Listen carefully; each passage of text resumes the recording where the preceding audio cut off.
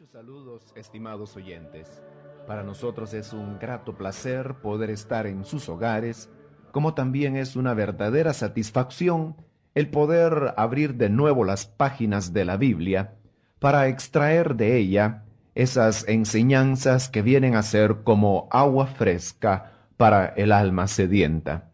Así como el hombre experimenta sed natural, también el alma humana experimenta sed espiritual, sed que solamente puede ser saciada por la palabra de Dios, la cual es agua viva para satisfacer las necesidades espirituales. Pero muchas veces el hombre prefiere andar por los caminos de pecado, olvidándose que en la Biblia hay una verdadera fuente de satisfacción para esas necesidades tan sentidas del género humano. Pero gracias a Dios, estimado amigo, que usted es un fiel oyente de este programa Doctrinas Bíblicas, donde como de un manantial vamos extrayendo a torrentes las enseñanzas que la Biblia tiene para satisfacer nuestras vidas. Y en los últimos días hemos estado estudiando los temas de gracia. Son 5 temas. El primero es el de la depravación total, el segundo el de la elección incondicional, el tercero es el de la expiación limitada. El cuarto tema que estudiamos en la última oportunidad fue el de la gracia irresistible, y este día vamos a comenzar el estudio del quinto tema, con el cual estaremos completando estos estudios de las 5 doctrinas de gracia, que también se les conoce con el nombre de los 5 puntos del calvinismo. Y el tema que ahora vamos a comenzar a estudiar es la seguridad eterna. Ese es nuestro tema para hoy, la seguridad eterna. Espero que usted tenga a mano su libreta de apuntes, en la cual está tomando anotaciones de las ideas principales de nuestros estudios bíblicos y sobre todo de las citas bíblicas, para que así usted pueda llevar un estudio más cuidadoso de estos importantes temas de doctrina bíblica. Por lo tanto, vamos a dar comienzo ahora a nuestro siguiente tema, que como ya dije es la seguridad eterna. Puede usted colocar ese título en la parte superior de la página de su cuaderno. La seguridad eterna. Y hablamos, por supuesto, de la seguridad eterna de la salvación del creyente. Y este es un tema que está estrechamente ligado con los otros 4 temas que hemos estudiado con anterioridad. Es a saber, el de la depravación total, el de la elección incondicional, la expiación limitada y también el de la gracia irresistible. Y para poder comprender cómo es que se establece esta relación con los temas pasados, vamos a basarnos en una porción de la Escritura, que es la carta del apóstol Pablo a los Romanos capítulo 8. Romanos capítulo 8, versículos 29 y 30. Dicen así: porque a los que antes conoció, también los predestinó para que fuesen hechos conformes a la imagen de su Hijo, para que Él sea el primogénito entre muchos hermanos. Y a los que predestinó, a éstos también llamó, y a los que llamó, a éstos también justificó, y a los que justificó, a éstos también glorificó. A este pasaje de la Escritura habíamos hecho ya referencia con anterioridad y habíamos dicho que algunos comentadores lo llaman la cadena irrompible de la salvación, porque ahí se nos muestra cuáles son, en pasos sucesivos, el método que Dios utiliza para llevar al hombre hasta el estado final de glorificación o gloria eterna. Y dice de que todo comienza con el amor de Dios. Dice, a los que antes amó, también los predestinó. Al hablar de predestinación hacemos referencia al tema de la elección incondicional, que ya tocamos en su oportunidad. Pero dice que a estos que predestinó también los llamó.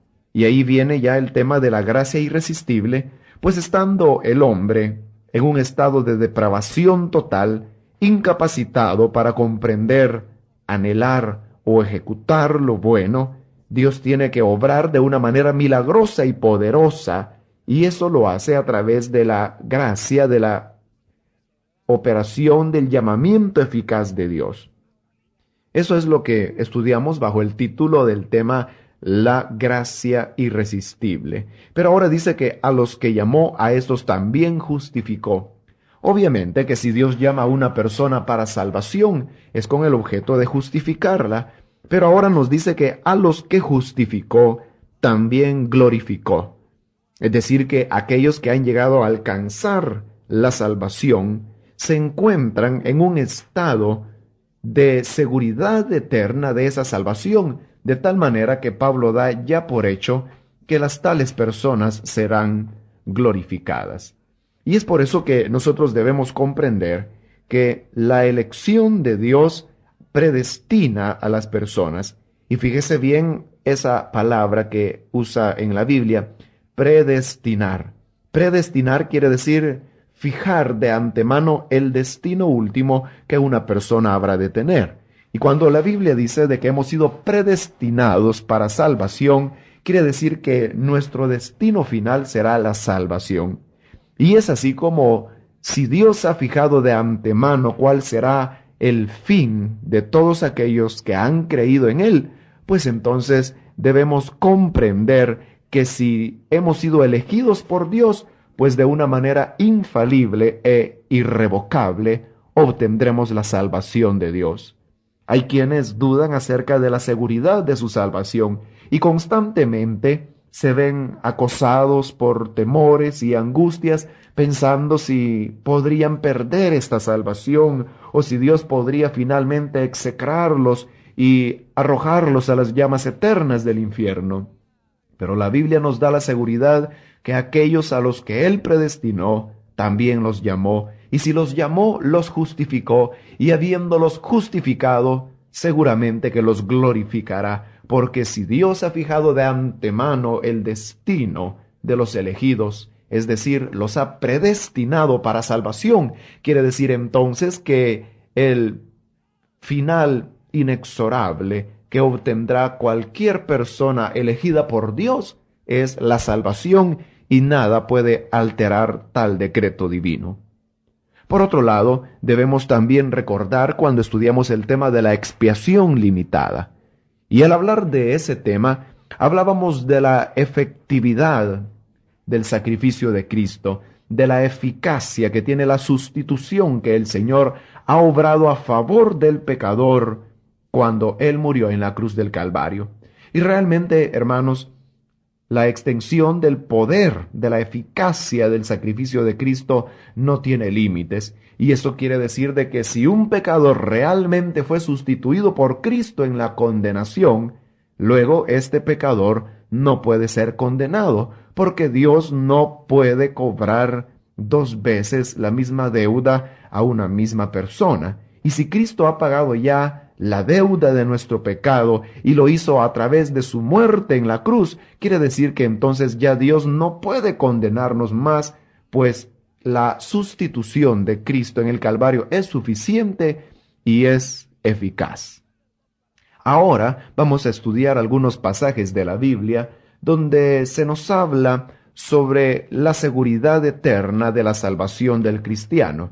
En otras palabras, aquel que ha recibido la salvación, la recibió para toda la eternidad y no hay nada que pueda alterar ese estado de salvación en que el creyente se encuentra. Veamos en primer lugar el Evangelio de Juan, capítulo 5. Evangelio según San Juan, capítulo 5, el versículo 24. Dice: de cierto os digo, el que oye mi palabra y cree al que me envió, tiene vida eterna, y no vendrá a condenación, mas ha pasado de muerte a vida. En estas palabras que el Señor pronunció, podemos nosotros aprender varias cosas interesantes. En primer lugar, es de que todo aquel que cree, hay una absoluta seguridad de que tiene la vida eterna. El Señor dijo: el que cree y oye mi palabra tiene vida eterna. En Él había una absoluta seguridad. Él no dijo probablemente tendrá la vida eterna o si se porta bien y persevera y al final triunfa y es fiel hasta la muerte, entonces tendrá la vida eterna. No, Jesús no habló en esos términos. Él dijo, el que oye mi palabra y cree en aquel que me envió, tiene la vida eterna. Entonces la vida eterna, la salvación, es una posesión presente, es una posesión que tenemos hoy. Y realmente el Evangelio es el anuncio de que ahora mismo podemos nosotros tener la certeza de nuestra salvación y de una salvación que es eterna, pues Dios nos ha dicho que podremos tener esa vida si creemos en el que le envió. Pero veamos de que Jesús dice que lo que tiene el que ha creído es vida eterna. Ahora, esa palabra vida eterna, muchas veces nosotros la malinterpretamos porque creemos que vida eterna es una vida que nunca termina. Pero los orientales tenían una idea muy diferente de lo que era la vida eterna. Ellos consideraban que la vida eterna era la vida de Dios. Y claro que Dios nunca muere, Él es eterno, permanece por los siglos de los siglos. Pero cuando dice de que Cristo dará vida eterna a los que creen en Él, está diciendo en otras palabras que Él impartirá la vida de Dios a aquellas personas que creen en Él. No simplemente una vida que no termina, sino que una vida que tiene todas las cualidades de la vida de Dios. Y el Señor dijo, el que en mí cree tiene vida eterna. Y una de las cualidades de la vida de Dios, como ya dije, es de que es una vida que no se extingue. Es un atributo inmutable de Dios. Entonces, si el Señor ha dado vida de Dios a los que creen en Él, es imposible que estas personas puedan después ser reprobadas, pues tienen la vida misma de Dios. Y por eso el Señor dijo que el que ha creído y tiene la vida, no vendrá a condenación. Es imposible que una persona que haya sido salva luego pueda condenarse, pues en tal caso sería una quimera que Dios le hubiera dado la vida eterna. Lejos de eso, el Señor confirma que la tal persona ha pasado de muerte a vida. Ahora veamos lo que dice el mismo Evangelio de Juan, capítulo 6.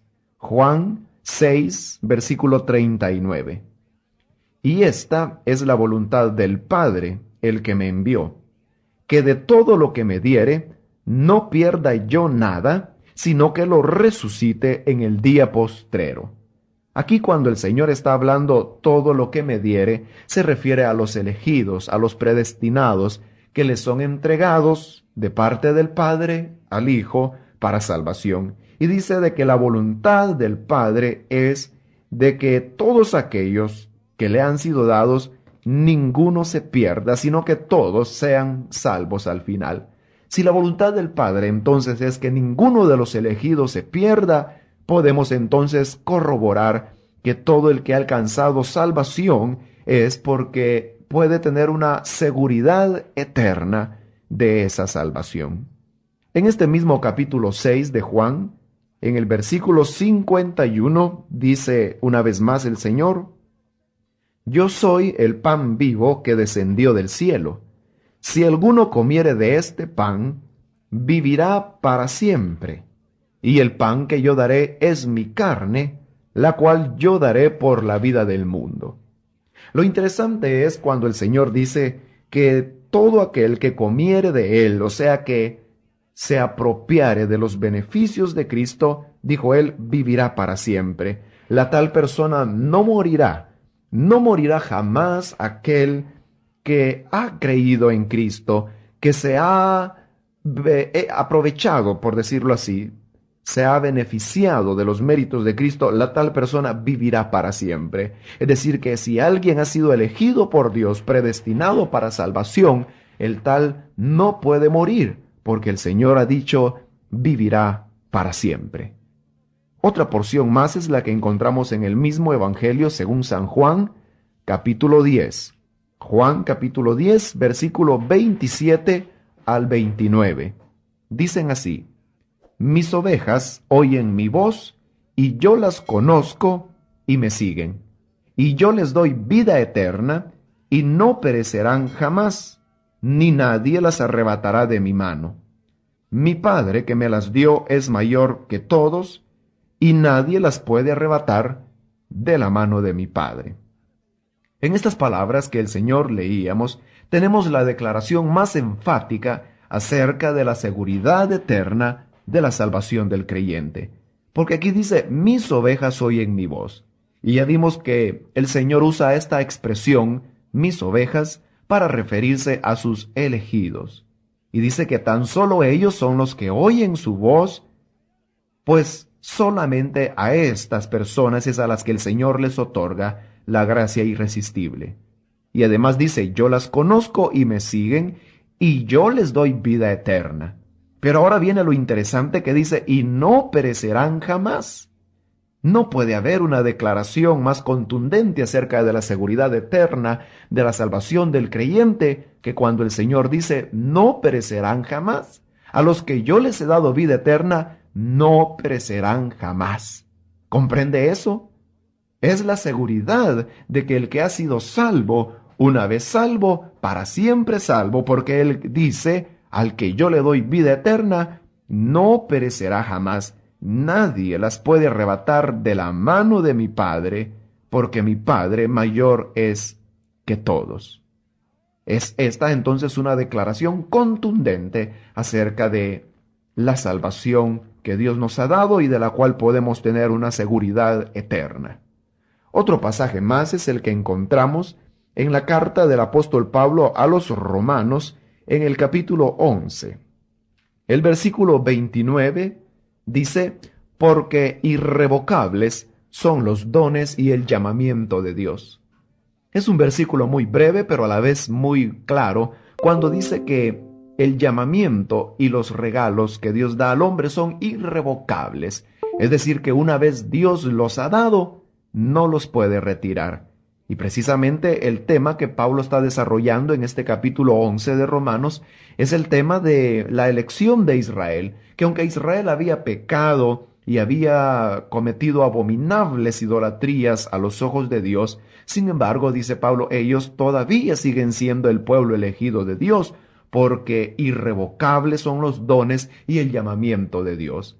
Quiere decir que cuando Dios ha predestinado a una persona para salvación, nada puede alterar ese decreto que Dios ha dado con respecto a esa persona. Y cuando Dios le ha otorgado a alguien la vida eterna, entonces esta persona poseerá ese don de una manera irrevocable. Dios no se lo arrebatará.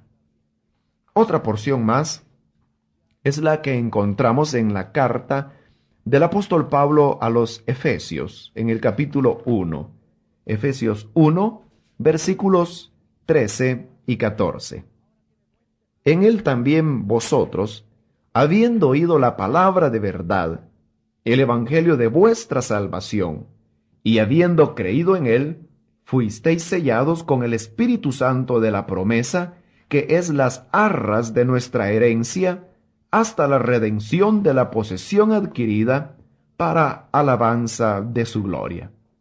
En esta porción que he leído, notamos cómo Pablo está utilizando una figura del Oriente para hablar acerca de la seguridad eterna del creyente. Y se está refiriendo a las bodas que se realizaban. El novio entregaba a su futura esposa lo que se llamaban las arras, y las arras eran algo así como una garantía que el novio daba de que él volvería para tomar a aquella joven como su esposa.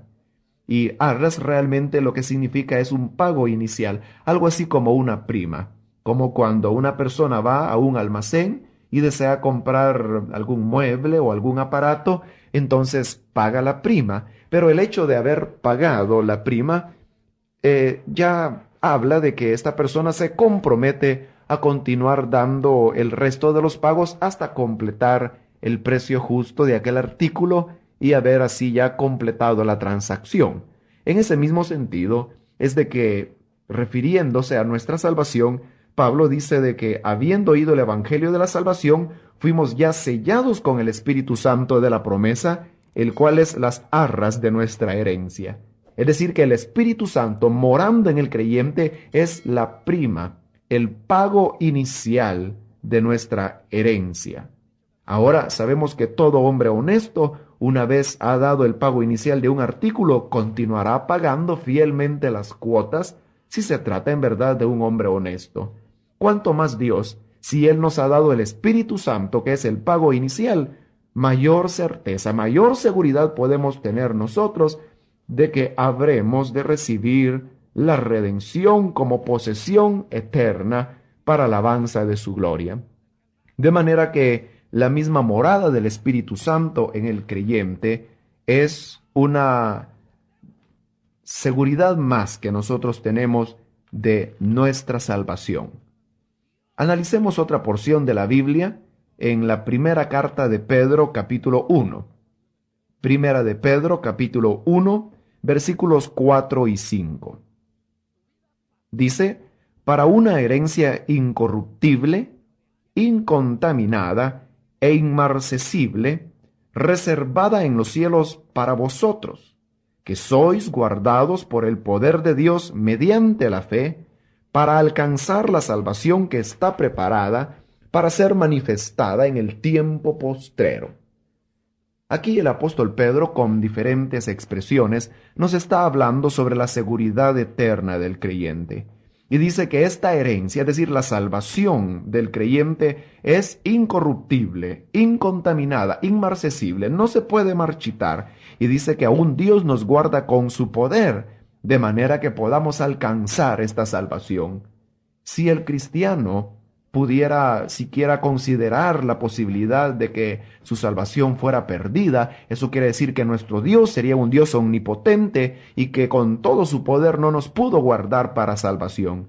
Pero Pedro dice por eso que nuestra herencia es incorruptible, es incontaminada, no se puede perder, porque Dios nos guarda con su poder para que alcancemos esa salvación. Ahora, el hecho de que la Biblia nos hable sobre la seguridad eterna de la salvación del creyente no quiere decir eso de que por tal razón el creyente comenzará a llevar una vida licenciosa, de manera que diga, bueno, entonces si la posesión de mi salvación es segura y es eterna, pues entonces yo viviré como quiera, comamos y bebamos, porque de todas maneras la salvación es segura. Pero eso sería nada más que esa persona ponerse en evidencia de que nunca ha recibido esa salvación. Porque recordemos que todo verdadero elegido de Dios, todo el que realmente ha nacido de nuevo, no ama el pecado. Y lejos de andar buscando oportunidades para regresarse al mundo, más bien busca oportunidades para santificarse y consagrarse cada día más a Dios. Entonces, si alguien quiere tomar la seguridad eterna de la salvación como excusa para el pecado, con eso únicamente está evidenciando que la tal persona jamás ha sido elegida por Dios, que nunca fue un hijo de Dios y que por lo tanto no merece sino las llamas del infierno.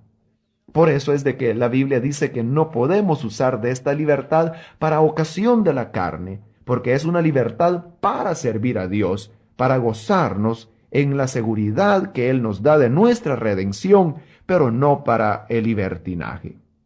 Ahora, esto no excluye que el creyente pueda tener caídas temporales, tal como sucedió en el caso del apóstol Pedro, que cayó negando al Señor Jesucristo, pero el Señor Jesucristo posteriormente lo restauró. Y en eso se conoce realmente quién es el elegido de Dios y quién no es elegido, porque el que es elegido, claro, que tiene la posibilidad de pecar y apartarse temporalmente del Señor, pero si realmente ha nacido de nuevo, esa nueva naturaleza que ha recibido por la regeneración lo atraerá de nuevo a los caminos del Señor. Pero imaginémonos una persona que profesó haber creído al Evangelio y luego se apartó, y pasan los años y continúa en el pecado, pues esa persona está dando evidencias por sí misma de que nunca ha tenido la vida eterna, nunca nació de nuevo, toda la vida estuvo condenado y no fue nada más que un profesante que cumplió con todas las exterioridades de la religión. Es a saber que un día levantó la mano, se bautizó en agua, quizás se aprendió unos cuantos versículos de la Biblia, pero todo eso no asegura la salvación. sino que lo único que asegura la salvación es el nuevo nacimiento. Y cuando una persona ha nacido de nuevo y cae en pecado, esa misma naturaleza que le ha sido impartida por el Espíritu Santo no le permite continuar para siempre en ese pecado, sino que la persona se desespera, se ahoga en el pecado y anda buscando la manera de reconciliarse lo más pronto posible con el Señor. Pero cuando alguien peca y no siente ni la más mínima molestia en su conciencia, cuando no se siente acusado de pecado, sino que más bien se siente contento por haber consumado alguna fechoría, el tal no es nada más que un hijo de perdición.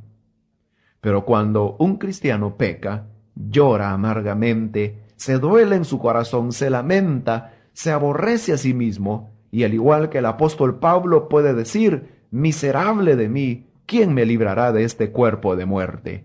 El que reacciona así ante el pecado, buscando la reconciliación y el perdón de Dios, está dando muestras que realmente es un elegido de Dios. Es como, digamos, un pez, que la naturaleza del pez está diseñada para vivir en el agua. Pero si el pez es sacado del agua, quizás usted los ha visto, comienzan a aletear, comienzan en una agonía que los va conduciendo poco a poco hasta la muerte, y si no se les regresa al agua, aquel pez muere ahogado. Así sucede con el cristiano. Él tiene una nueva naturaleza que es una naturaleza espiritual y que le impulsa constantemente a buscar las cosas santas, las cosas espirituales. Pero cuando el cristiano peca, es como que si sacaran al pez fuera del agua. Un cristiano en el mundo o en un lugar que no es propio de alabanza a Dios, siente que se ahoga y al igual que el pez comienza a contorsionarse, a desesperarse, hasta que poco a poco siente la agonía de la muerte, siente que se está asfixiando y por eso rápidamente busca la manera de reconciliarse con su Dios para seguir adelante en los caminos de Dios. Y de esas caídas temporales, el cristiano aprende lecciones que de otra manera a lo mejor no hubiera podido asimilar. Pero eso en nada altera la enseñanza de que hemos hecho referencia y es acerca de la seguridad eterna de la salvación. Porque si Dios es un Dios omnipotente y Él desea salvar a alguien, ¿quién podrá impedir la salvación de tal elegido? Por eso es que la Biblia dice, ¿quién condenará a los elegidos de Dios si Dios es el que justifica? ¿Quién es el que los señalará si Cristo es el que murió por ellos, mas también el que resucitó y el que está sentado a la